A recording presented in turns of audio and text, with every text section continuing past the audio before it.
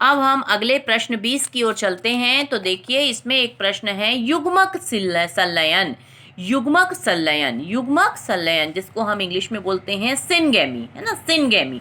युग्मक संलयन या सिनगेमी और त्रिसंलयन, त्रिसंलयन देखना, इसको हम बोलते हैं ट्रिपल फ्यूजन में अंतर बताओ। तो देखो चलो हम देखते हैं युग्मक संलयन क्या होता है और यहाँ है त्रिसंलयन क्या होता है। तो पहले हम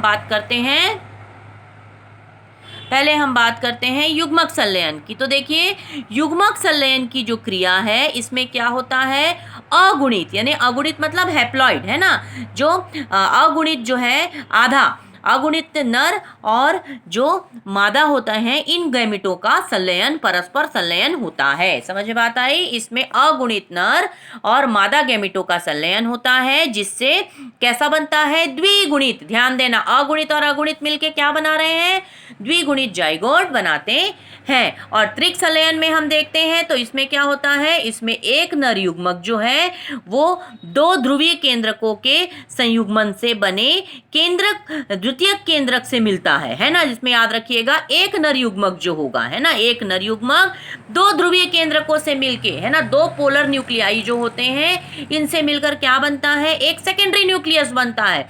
तो जो नर युग्मक होता है वो सेकेंडरी न्यूक्लियस से मिलता है और इससे क्या बनता है, इससे त्रिगुणित भ्रूणपोष बनता है। इसमें द्विगुणित बन रहा था, ध्यान देना, इसमें द्विगुणित बन रहा था, इसमें त्रिगुणित बन रहा है। ठीक है, इसमें त्रिगुणित भ्रूणकोश बनता है जिसे हम त्रिसंलयन कहते हैं। वैसे ही यह क्रिया जो होती है ये सभी श्रेणी के पौधों में पाई जाती है। कुछ कौन सी क्रिया, युग्मक संलयन की जो क्रिया होती है। और त्रिसंलयन की क्रिया यदि हम देखें तो आवृत्त बीजी जिसे हम एंजियोस्पर्म बोलते हैं सिर्फ उसमें ही पाया जाता है। तो ये भी एक अंतर हो गया। ठीक है, क्या युग्मक संलयन और त्रिसंलयन में अंतर।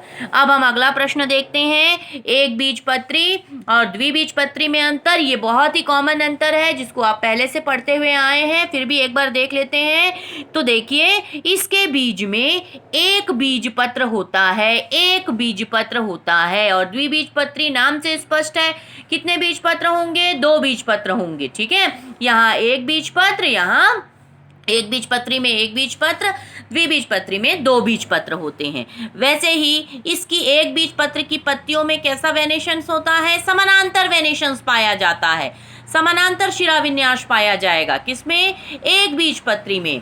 और जब हम द्विबीजपत्री की बात करेंगे तो हमको कैसा वेनेशन मिलेगा, जालिकावत शिराविन्यास पाया जाएगा। तो याद रखिएगा, एक बीजपत्री में समानांतर शिराविन्यास और द्विबीजपत्री में जालिकावत शिराविन्यास पाया जाता है।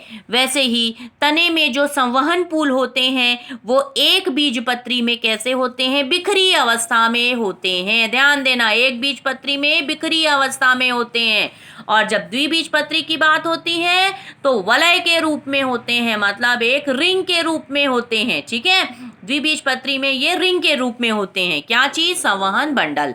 वैसे ही द्वितीयक वृद्धि एक बीजपत्री में नहीं पाई जाती है, और द्विबीजपत्री की यदि हम बात करेंगे तो क्या होता है कि जो द्वितीयक वृद्धि जो होती है वो इसमें पाई जाएगी। ठीक है, अब हम अगला देखते हैं, इसकी जड़ कैसी होती है। इसकी जड़ जो है वो रेशेदार होती है, और इसकी जड़ कैसी होती है, इसकी जड़ जो है वो मूसला प्रकृति की होती है।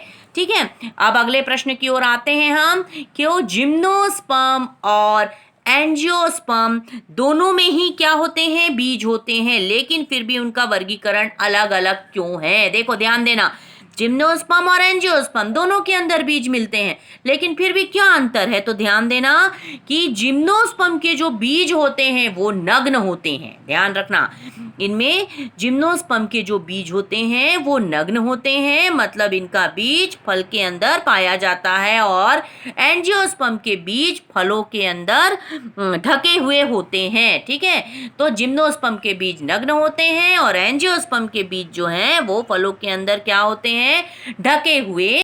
तो यही दोनों में अंतर होता है।